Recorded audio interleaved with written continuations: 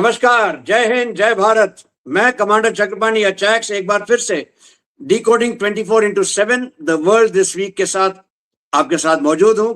ये cheque simplifies channel पे भी आता है और मेरे साथ हमेशा की तरह हैं मेजर जनरल अभय कार्की। अभय, आपका बहुत बहुत स्वागत है। थैंक यू चैक्स। Peace at last. Let's see ये कब तक चलती है, और भारत के लिए तो विन विन हो ही गया है।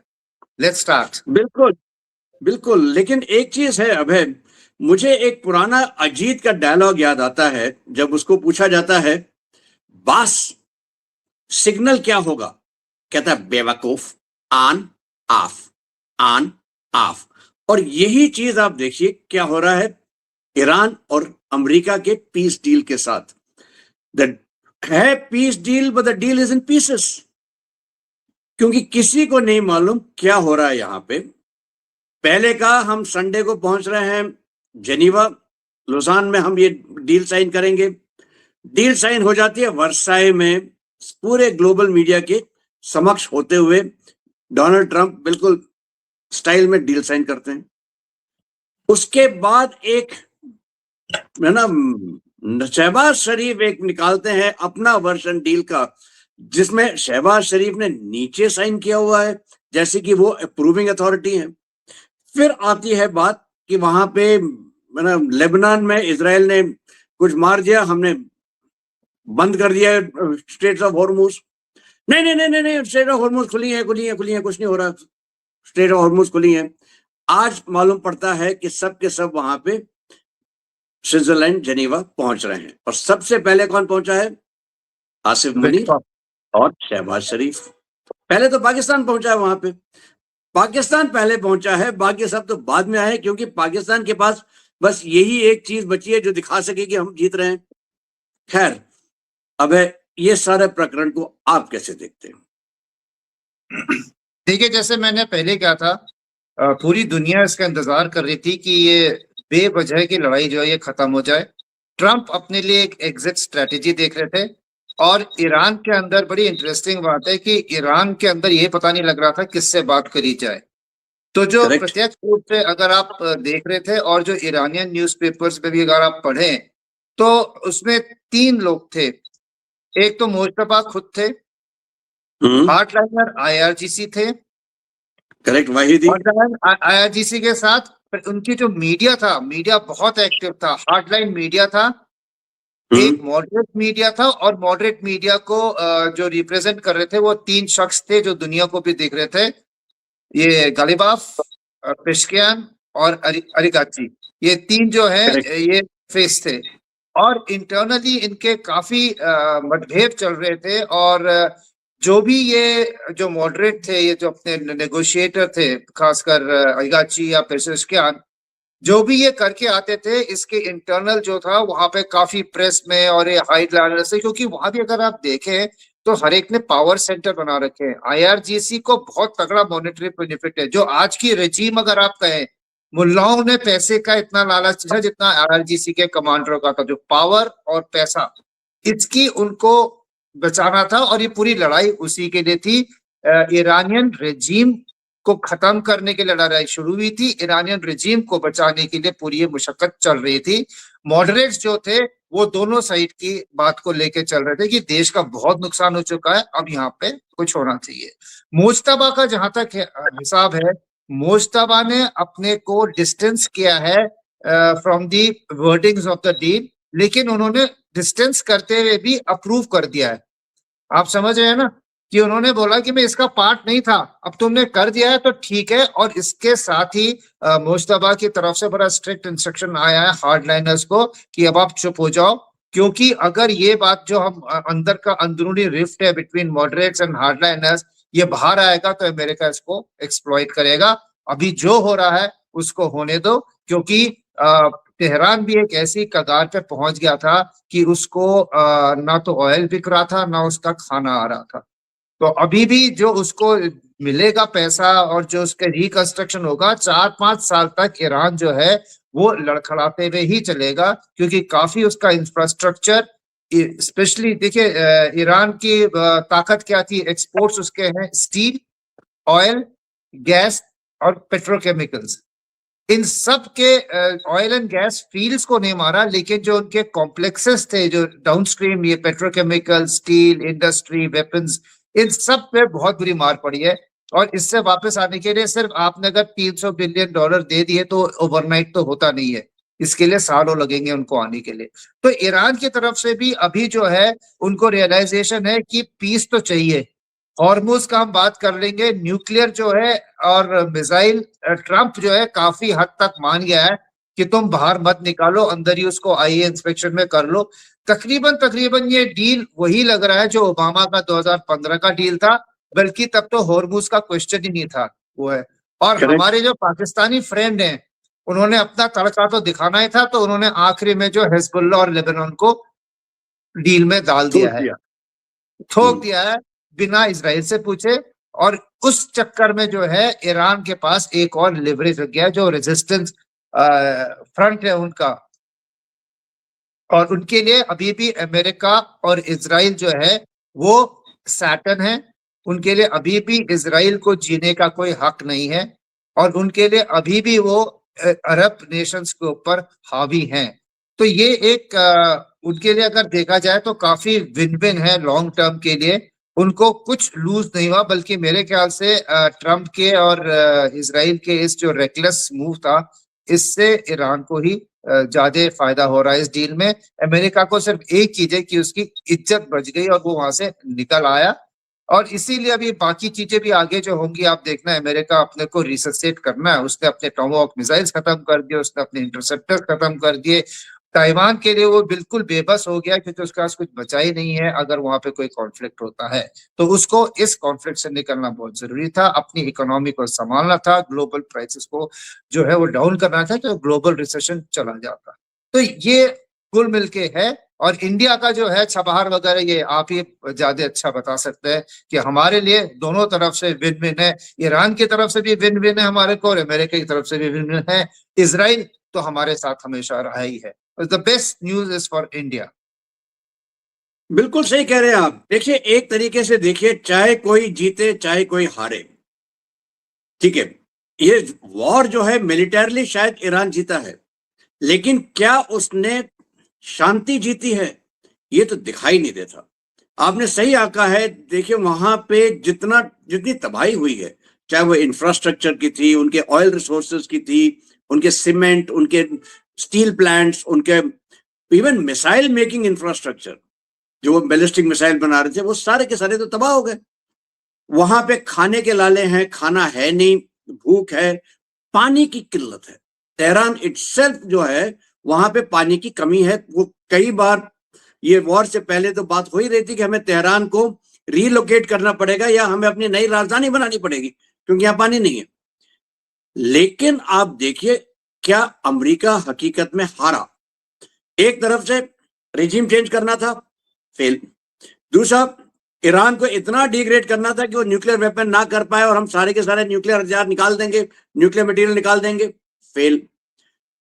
ईरान के रेजिम को उनको वहां पे इस मुकाम पे लाके खड़ा करना था कि वो खड़े भी ना हो सके, फेल। बल्कि ईरान का जो ये औकात है वो मिडिल ईस्ट में दादागी बन गई है। अब वो सबको आंखें दिखा के बोलेगा, मैं राजा, तुमको अमेरिका भी नहीं बचा सकता। लेकिन उल्टा देखिए आप, ईरान को दबना पड़ेगा अमेरिका के सामने, क्योंकि उसको वो $300 बिलियन चाहिए है। और ये मत भूलिएगा, जो आपने बहुत अच्छी बात कही थी, बहुत वाकिफ बात की थी, मुल्लाओं को शायद पैसे की जरूरत नहीं है, IRGC को है। और जैसा किसी ने कहा था, money corrupts, absolute money corrupts absolutely. और यहाँ पे $300 बिलियन की बात हो रही है, छोटे मोटा रकम नहीं है। और अगर ये पैसे मिलने हैं तो ईरान का गुड बिहेवियर है। गुड बिहेवियर की परिभाषा किसी ने नहीं बताई। तो गुड बिहेवियर अगर ईरान करेगा तो मतलब कुछ ज्यादा कुछ नहीं करेगा, हाँ थोड़ा बहुत चुटपुट घटनाएं होती रहेंगी। तो आपने ईरान के तेल के ऊपर अपना कब्जा कर लिया, आपने वेनेजुएला पे तेल पे कब्जा कर रखा है, आपके पास खुद तेल और गैस के भंडार बहुत हैं।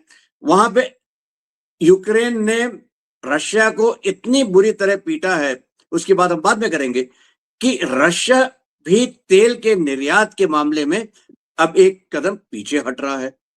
मतलब कैस्पियन सी आपने और विश्व की, हाँ मॉस्को में वहां पे 2 बार उसने अटैक किया है।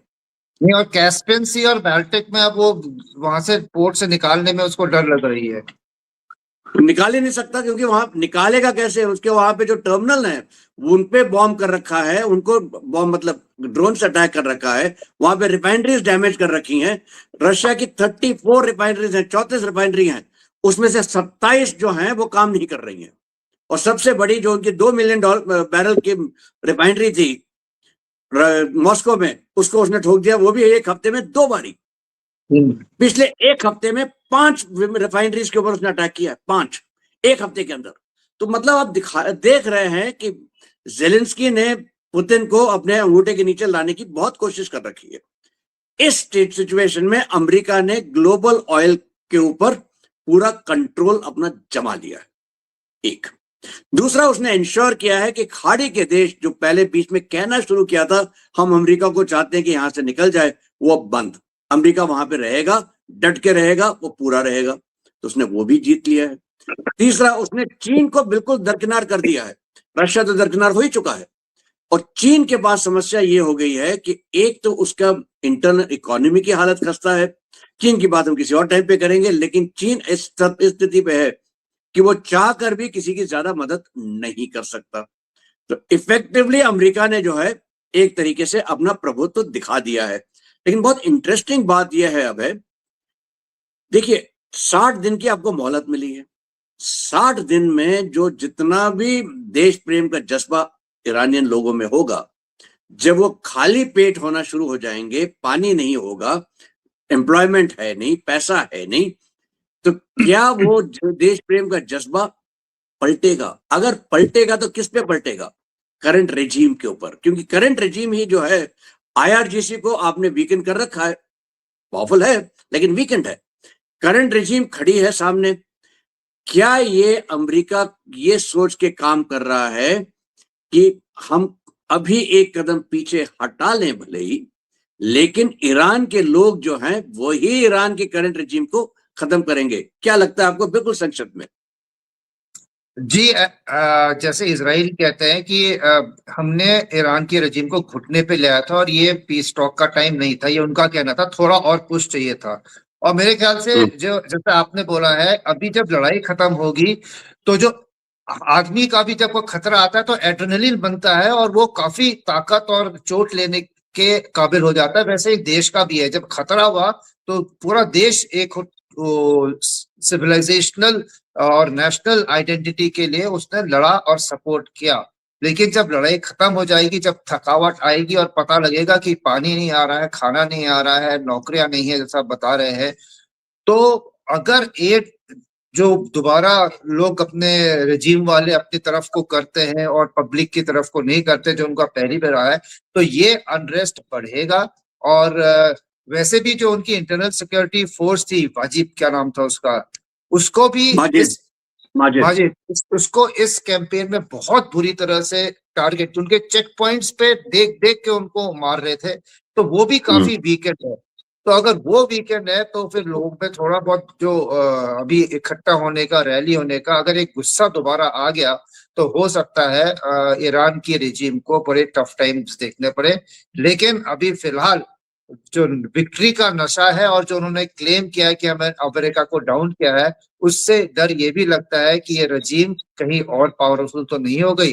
अब वक्त बताएगा कि भूख और प्यास ये लोगों की एक रेवोल्यूशन लाएगी या फिर जो इनका हुंकार है और इनकी जो ताकत है और बूट के नीचे दबाने की है, वो आईआरजीसी को एक नई लाइफ देगी। ये बड़े इंटरेस्टिंग होगा देखने के लिए। बिल्कुल सही। और एक इंटरेस्टिंग बात यह हुई, देखिए G7 की मीटिंग हुई फ्रांस में। सबको लग रहा था कि G7 की मीटिंग में G7 क्या निर्णय लेंगे उसके ऊपर ध्यान ज्यादा रहेगा, पूरी मीडिया वहां थी। लेकिन मीडिया का ध्यान कहां था? मोदी और ट्रंप की मीटिंग पे। फिर मीडिया का ध्यान भटकाने के लिए कोशिश की गई कि भाई वर्साई में आपने साइन कर दिया। और फिर आ गया एक और अजूबा, एक तरीके से सेल्फ गोल के लीजिए, अपने पैर पे कुल्हाड़ी पे अपना पैर मारना। ट्रंप ने कहा कि मेलोनी जो है वो हमसे फोटोग्राफ लेने के लिए इतनी उत्सुक थी, वो हमसे ना भीख मांग रही थी। और इसके बाद वो चला गया दूसरे मीडिया के इस पे। तो मीडिया का अटेंशन तो गायब हो गया जहां पे असली मुद्दे थे। लेकिन हमारे लिए असली मुद्दा तो यही था कि मोदी और ट्रंप की मीटिंग में क्या होगा। इस मीटिंग में बहुत इंटरेस्टिंग बातें हुई जिसके बारे में शायद मेन स्ट्रीम मीडिया ज्यादा बात नहीं कर रही है। नंबर एक, बहुत इंपॉर्टेंट, जिस तरीके से प्रधानमंत्री मोदी जी ने कहा प्रेसिडेंट ट्रंप को कि देखिए, सी फेयरर्स के ऊपर आप हमला करके उनको मारते हैं, ये गलत बात है, आपको इस पे ध्यान देना चाहिए। तो बिल्कुल संजीदता से किया, बिल्कुल सीरियसली कहा। दूसरा, ट्रंप को लगने लगा कि जो आजकल के लोग कहते हैं FOMO, fear of missing out, उधर यूके का जो एफटीए है वो 15 जुलाई को लागू होगा और ये अनाउंसमेंट कहाँ होती है? G7 मीटिंग में, ट्रंप की मीटिंग से एक दिन पहले। यूरोपियन यूनियन ने कहा कि हम क्यों पीछे हटे, वहां पे उर्सुला वॉन डर वहां पहुंची हुई थी और उन्होंने कहा कि हम ये इंश्योर करेंगे कि सारे यूरोपियन पार्लियामेंट जो है ये दिसंबर तक इसको अपना acceptance they they FTA, mother of all deals के लिए, ताकि हम 1 जनवरी से इसको लागू किया जा सके। कनाडा के प्राइम मिनिस्टर ने कहा कि हम भी एक डील चाहते हैं, वो भी दिसंबर से पहले। तो प्रेसिडेंट ट्रंप को तो लगा होगा कि साहब हम अकेले रह जाएंगे, तो उन्होंने भी जोर देना शुरू किया मोदी जी को। देखिए, 500 ग्राम अमूल बटर लगाना किया, he is an angel, tough negotiator, my favourite, top 2 statesman में उनका नाम लिया, वगैरह वगैरह। लेकिन अपनी डील की तरफ कोई पुश करने की बातें हुई हैं। बातें ये भी हुई कि डिफेंस के एरिया में भी बात होगी। आप ये मोदी ट्रंप की बातचीत और ये कैसे देखते हैं, बताइए। देखिए, जो G7 का माहौल बना था और जो एक नैरेटिव सेट हुआ था, पहली बात तो इंडिया का जब मोदी जी गए 2 दिन फ्रांस और 2 दिन जो स्लोवाकिया गए, उसमें जिस हिसाब से जो डील्स फाइनलाइज हुए हैं, आपके चाहे राफेल का ले लीजिए, आप न्यूक्लियर एनर्जी ले लीजिए, ऑटोमोबाइल्स में स्लोवाकिया के साथ, रेलवेज में इन्वेस्टमेंट, न्यूक्लियर एनर्जी पे, मतलब एक मेजरली जो अमेरिका सोचता था कि लीडिंग टेक्नोलॉजी मैन्युफैक्चरिंग में मेरी बढ़ोतरी होनी चाहिए और इंडिया के साथ मेरी मार्केट सेट हो, वो पूरा का पूरा उधर हो गया था। और उसके बाद ही जितने भी ये वहां पे लीडर्स थे, पूरा यूरोप अमेरिका का सताया हुआ है। जिस हिसाब से नेटो के तरीके से और यूरोप के खुद के तरीके से अमेरिका ने उनको लताड़ा हुआ था, जैसे ग्रीनलैंड के मामले में उसने इनको धमकाया था, जैसे कनाडा को अपना न्यू 57 स्टेट बता के, हाँ 50 स्टेट बता के ह्यूमिलेट किया था। तो ये सब चिढ़े हुए हैं और वो भी अब देख रहे हैं कि हमारी डिपेंडेंस अमेरिका पे इतनी है कि हम खुद लुंजपुंज हो गए, हम असहाय हैं। तो वो भी अब जब अपना 5% अगर डिफेंस बजट बना रहे हैं, जरूरी नहीं है कि वो अमेरिका से सारे हथियार लेंगे, चाहे नेटो स्पेसिफिकेशन में उनको लेना तो वहीं से है, लेकिन कई एक टेक्नोलॉजी और वो इधर इंडिया की तरफ भी देख सकते हैं, चाहे मैन्युफैक्चरिंग हो और चाहे डिफेंस हो, क्योंकि हमारा बहुत क्वालिटी और कॉम्पिटिटिव रेट्स पे हमारे इक्विपमेंट और हथियार बन रहे हैं। तो और खासकर देखिए, अगर स्लोवाकिया का अगर मसला देखें तो हमने ईस्टर्न यूरोप में एंट्री की है, जो कि पुराने टाइम अर्स्टवाइल यूएसएसआर के होते थे। और ईस्ट यूरोपियन कंट्री और वेस्ट यूरोपियन कंट्रीज में अभी भी अगर देखो तो वो पुअर कजन और रिच कजन वाला है। तो उनको भी अगर यहाँ की तरफ को मिल रहा है इंडिया से, और वो क्योंकि रशिया में predominantly as a culture, as a civilization India का बहुत फर्क पड़ा है, इफेक्ट रहता है। और इधर सेंट्रल एशिया और ईस्टर्न यूरोप में वैसे भी रोमा वगैरह करते करते इंडिया के कल्चर कस्टम्स उनके लिए ज्यादा इंटरनलाइज होने में आसानी रहती है। तो एक वहां की तरफ भी झुकाव जिसको हमने अभी एक्सप्लॉइट करना है, और वो हम अभी कर रहे हैं। इस पूरी प्रक्रिया में क्या हो रहा है, चाहे तेल हो, चाहे मैन्युफैक्चरिंग हो, चाहे कंज्यूमर गुड्स हो, इंडिया ने अमेरिका के अलावा इतनी मार्केट एक्सेस कर ली है कि आपकी पिछली बार की जीडीपी आप देख लीजिए, या अभी आपके जो मैन्युफैक्चरिंग और एक्सपोर्ट्स के फिगर्स देख लीजिए, अमेरिका के सैंक्शंस के बावजूद, ये जिससे होने के बावजूद भी इंडिया के बड़े हैं। तो India is the only bright spark in the major developing economy. और जो इसमें आज उस ट्रेन में चढ़ गया और जिसने वहां पे टिकट ले लिया रिजर्वेशन, उसके बल्ले बल्ले। और उसी में जो आपने फोमो का भी आता ट्रम्प का, वो असली में फोमो हो रहा है कि अभी देखिए वहां के जो उसके पहले वो स्टेट डिपार्टमेंट के या फिर उसके जो लोगों के India is a dead economy, India will come to its knees in begging, हाँ, घुटनों पे आके हमसे भीख मांगेगा। करेक्ट। मांगेगा। इंडिया ने 1 साल से बोला अगर आपको डील इतना अच्छा लगता है तो साइन कर लो, हमारी रेड लाइंस हम एग्रीकल्चर में नहीं आने देंगे तो नहीं आने देंगे, आपको अगर मंजूर है तो ठीक है, नहीं तो हमारे तो वैसे ही इकोनॉमी बढ़ रही है आपके बिना भी। तो करेक्ट। तभी ट्रम्प ने बोला ही is a calm guy but a very tough nut. और टफ नट में पहली टर्म से ही ट्रम्प ने धमकी दी थी, जब उसकी हार्ले डेविडसन को लेके उसने काफी हल्ला किया था कि हार्ले डेविडसन मोटरसाइकिल जो है हमारी इंडिया में नहीं बिक रही है क्योंकि वहां पे बहुत हाई टैरिफ है। और सेकेंड टर्म में आके उसने पूरा का पूरा इंडियन इकोनॉमी को ही बोल दिया they are ripping us off with unfair trade and high restriction barrier. तो ठीक है, उसके वो भी अपने देश के बारे में सोच रहा है और उसने कुछ हद तक हासिल भी किया है, इंडिया ने कंसेशंस दिए हैं, लेकिन जो हमारे कोर सेक्टर थे उसमें हमने नहीं छोड़ा, हमने अपने फार्मर्स पे कोई आंच नहीं आने दी। और दूसरा फार्मर और उसके डेयरी दोनों पे हमने टच नहीं करने दिया। उसके डेयरी को भी इंक्लूड उसके कर लीजिए। हाँ डेयरी को भी। तो उसके अलावा कितना प्रेशर जब आया तो हमने अपने सोर्सेज और एक्सपोर्ट डेस्टिनेशंस डाइवर्सिफाई कर दिए हैं, और इससे हमें जो है नई नई मार्केट्स मिल गई हैं, और हमने रियलाइज किया कि हमें अमेरिका की इतनी जरूरत तो है ही नहीं। है जरूरत, ये नहीं करेक्ट। कहते नहीं है, लेकिन इतनी नहीं है कि हम क्रिपल हो जाए। तो ये सब कुछ देखते हुए अभी जो अभी ट्रेड डेलीगेशन आ रहा है उनका अमेरिका का भी यहाँ पे देखना है, उनको हमारी टर्म्स एंड कंडीशंस पता है, और उनको ये भी पता है जिस हिसाब से वो ईरान में पूरी अपनी मिलिट्री माइट लगा दी, उसको नुकसान करा, लेकिन उसकी रीढ़ की हड्डी और उसकी जो जज्बा है उसको नहीं तोड़ पाए लड़ाई में। वैसे इंडिया में उन्होंने पूरे सारे सामदान दंड भेंट लगा दिए हैं। हमारी ट्रेड डील में हमारी रेड लाइन जो डेयरी और एग्रीकल्चर की है उसमें वो नहीं आ सकते, उनको पता है। अभी वो ईरान की तरह साइन कर देंगे इंडिया के साथ भी, वहां लड़ाई का था यहाँ ट्रेड का था, ये देखने वाले हैं। मेरे को ये लगता है कि वो ज्यादा अब टाइम वेस्ट नहीं करेंगे। और सर्जेई गोर जो लगता है काफी बैलेंस्ड आदमी है, उनकी भी जो फीडबैक जाएगी उससे हमारा ट्रेड डील जो है इक्वल टर्म्स पे हमारी रेड लाइंस को मद्देनजर रखते हुए हो जाना चाहिए। बिल्कुल सही। देखिए, ये साफ एक दो तीन चीजें मैं आपको बताता हूं जिसकी वजह से बिल्कुल दिखाई दे रहा है कि हिंदुस्तान का जो रुतबा है वो कहाँ है। ये मत भूलिए, जब वो फैमिली फोटोग्राफ हुई थी जिसमें सारे के सारे लोग आए थे, जो G7 के मेंबर्स और जो इनवाइटीज भी थे, और हम इनवाइटी थे क्योंकि हम मेंबर तो है नहीं, लेकिन मोदी जी कहाँ खड़े थे? मोदी जी बिल्कुल मैक्रोन के बगल में खड़े हुए थे, पहली लाइन में। ये दिखाता है कि क्या है मोदी जी का रुतबा, क्या है भारत का रुतबा। क्योंकि मोदी जी का रुतबा तो वही है जो भारत का रुतबा है। और दूसरी बात देखिए, फ्रांस में जब पहली बार मोदी जी गए थे तो उन्होंने सबसे पहले किया था इनोवेशन इंडिया इनोवेट्स के नाम पे एक पूरा समिट हुआ था। फिर उसके बाद विवा फ्रांस के नाम के AI समिट हुआ था जिसमें मोदी जी फिर से थे। तो AI की बस में भी हम चढ़ के बैठे हैं, डेवलपमेंट की बस में भी चढ़ के बैठे हैं, और आपने बिल्कुल सही कहा है, डिफेंस की बस पे बैठे हैं। और डिफेंस की बस पे बैठने का मतलब यह है कि हमें कुछ ना कुछ तो करना चाहिए।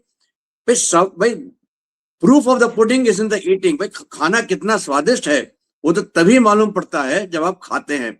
और एक स्वाद वाली चीज हुई है long range land attack cruise missile का टेस्ट। ठीक है, LRLACM ये मिसाइल का टेस्ट हुआ जिसकी रेंज तकरीबन 1500 किलोमीटर तक मानी जाती है। 450 से 500 किलो का फ्लेक्सिबल वॉरहेड कैरी कर सकता है। टेरेन हैगिंग, मुश्किल से 2 मीटर मतलब 6 फुट ऊपर जमीन के उस लेवल तक भी उड़ सकती है। हालांकि सबसोनिक है, 0.7 to 0.8 मैक की स्पीड है, लेकिन क्योंकि क्रॉस सेक्शन इतना कम है और हाइट इतनी कम है, उसको डिटेक्ट करना बहुत मुश्किल हो जाता है।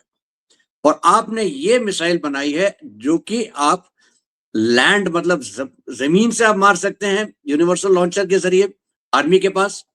आप एयरफोर्स को दे सकते हैं कि वो हवाई जहाज से मारेगा, क्योंकि उसको फिर बूस्टर लगाने की जरूरत नहीं पड़ेगी क्योंकि हवाई जहाज पे ऊपर है, हवाई जहाज स्पीड दे ही रहा है उसको, तो उसका रेंज बरकरार रहेगी।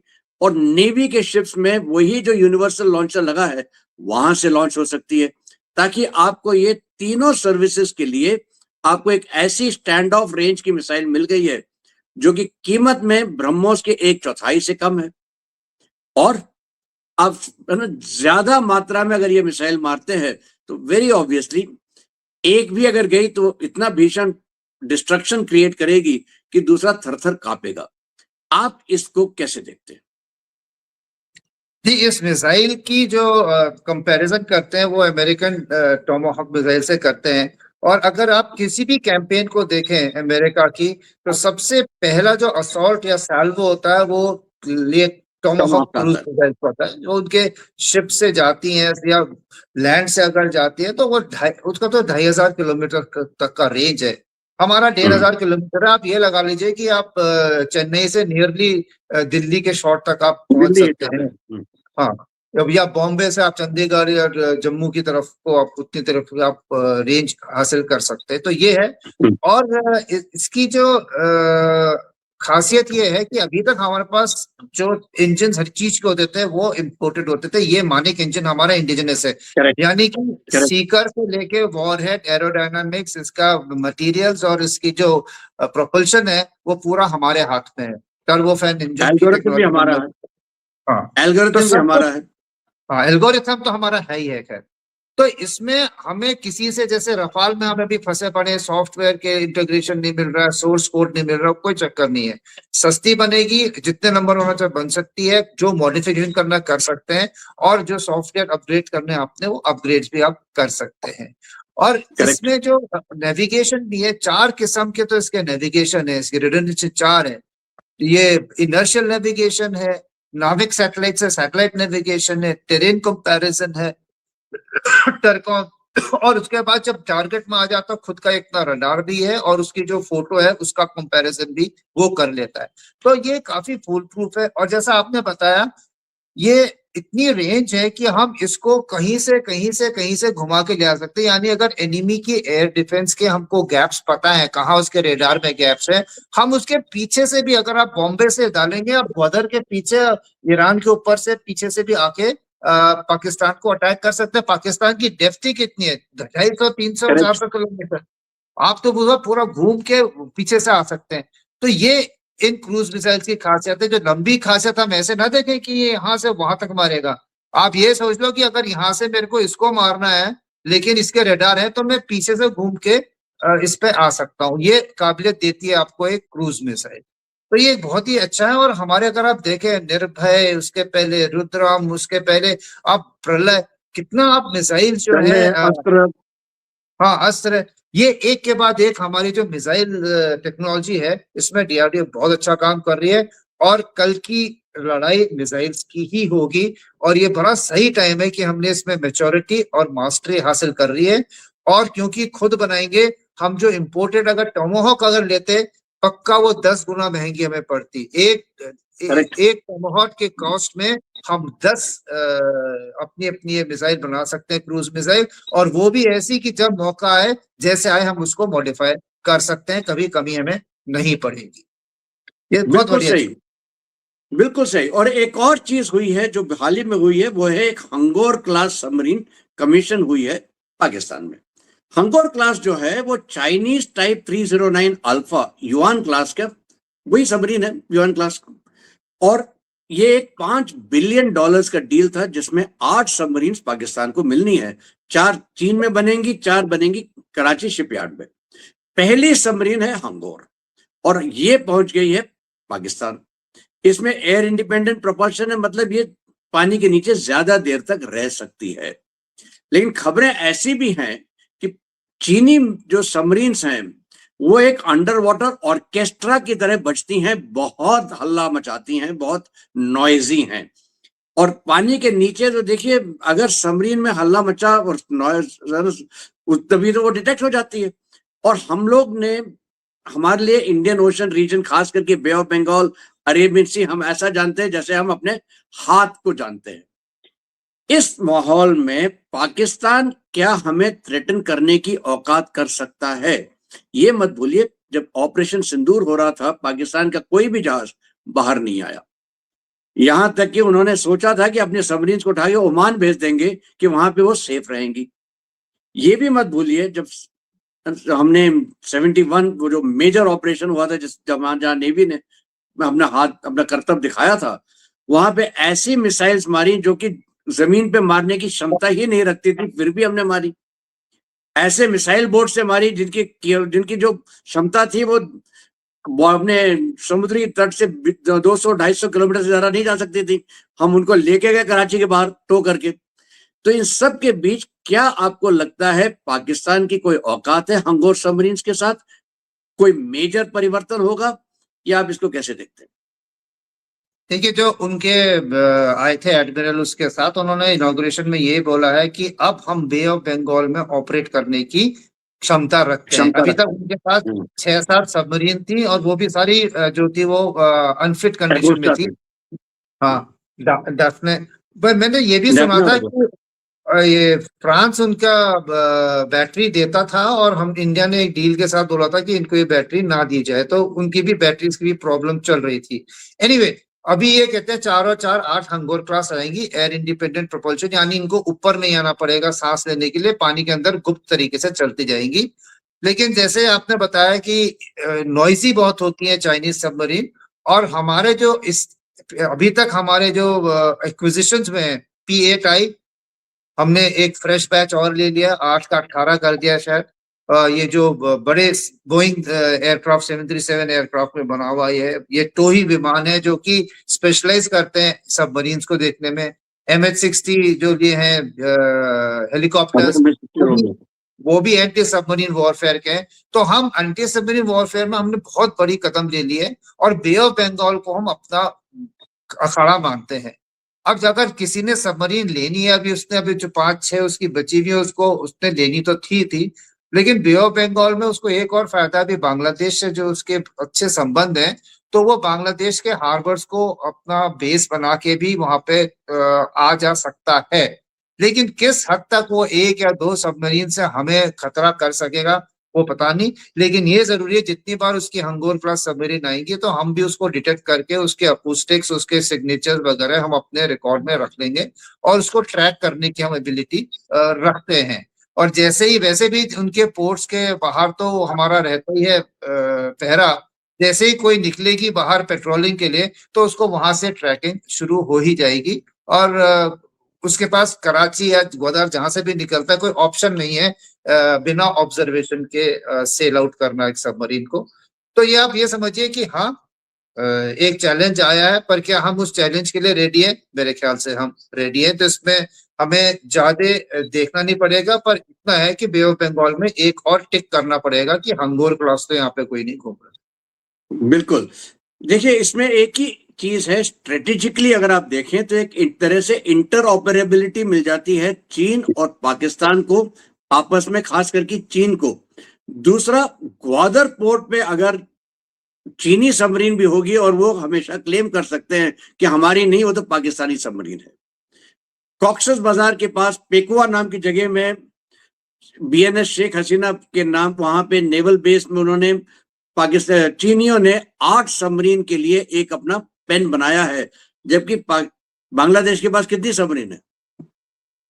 1, 2, अब 2 हो गए। ठीक है, अब 2 सबमरीन के लिए 8 सबमरीन का उन्होंने हैंगर बना रखा है, पेन बना रहे हैं। तो मतलब साफ है कि भाई ये एक तरीके से त्रोइका क्रिएट हो रहा है, पाकिस्तान, बांग्लादेश, चीन। चीन के अंदर क्षमता नहीं है कि वो मिलिटरली हिंदुस्तान को थ्रेटन कर सके, तो ये दूसरे तरीके इस्तेमाल करता है और उसके पास प्रॉक्सी हैं पाकिस्तान और बांग्लादेश। ये देखिए हमारे साथ क्या हो रहा है। हमारे साथ जो है ये हमारे पास बहुत बेहतरीन आइडिया मिल जाते हैं। हम FTA किए, हमने डाइवर्सिफाई किया, अमेरिकन सैंक्शंस के बावजूद हमारी ग्रोथ जो है वो बढ़ी है, GDP की दर बढ़ी है, हमारा जो मैन्युफैक्चरिंग इंडेक्स है वो 59 पे पहुंच गया, वो कई सालों में पहली बार उस लेवल पे पहुंचा है। आइडियाज बहुत अच्छे हैं, क्या हम इनको इम्प्लीमेंट कर सकते हैं? क्या हम इनको इतना आगे बढ़ा लें कि अब हमको कोई पीछे ना कर सके? खाड़ी के युद्ध से एक चीज साफ दिखाई दे रही है, जिस रफ्तार से हमारे पोर्ट्स में सामान डंप किया गया या रखा गया, चाहे वो विजिंगम जो है पहले बात कर रहे थे कि हम इसको डबल करना चाहते हैं, अब बात हो रही है इससे कहीं ज्यादा करेंगे, क्योंकि ट्रांसशिपमेंट के लिए आपको खाड़ी का एक ऑल्टरनेटिव चाहिए। और हमारे लिए ये बहुत अच्छी खबर है, गलाथिया बे हमारे लिए एक वो काम शुरू हो गया है अंडमान निकोबार में, खास करके ग्रेट निकोबार आइलैंड में, वो एक बहुत बड़ी चीज होगी। हमको ये देखना है कि हमारी इकोनॉमी अगर ग्रो कर रही है, बढ़ रही है, इसके साथ साथ हमें चाहिए है डिफेंस। क्योंकि जब तक आपके पास मसल नहीं होगा, जब तक आपके पास डंडा नहीं होगा, चाहे वो भले ही आप उसको छिपा के ना वेलवेट ग्लव में रखें, लेकिन वो जरूरी है, आपको अपने डिफेंस के ऊपर खर्चा करना पड़ेगा। और खाड़ी हो या यूक्रेन हो, इससे एक चीज का साफ दिखाई दे रहा है, बहुत महत्व होता है ड्रैम का, दैट इज डी मतलब drone, R rockets, A artillery, M missiles. इसके ऊपर भारत ने बहुत ज्यादा खर्चा भी करना है, फोकस भी करना है। ड्रोन्स के ऊपर काम चल ही रहा है, 30,000 करोड़ प्लस की बात हम कर रहे हैं ड्रोन्स में, मिसाइल्स की बात हो ही रही है, और हम बाकी चीजें भी कर ही रहे हैं। हमें यह देखना है कि हम आगे इसको कैसे बढ़ा पाएंगे और कैसे आगे चलेगा। अंत में बस यही कह सकता हूं, एक पुराना गाना था, ऐसा मौका फिर कहां मिलेगा, आपको याद होगा, एन इवनिंग इन पेरिस का। इसी का एक मॉडिफिकेशन मैं कर देता हूं, ऐसा मौका फिर कहां मिलेगा, बहारों का मौसम फिर कब मिलेगा। भारत को बढ़ाने का समय आ गया है,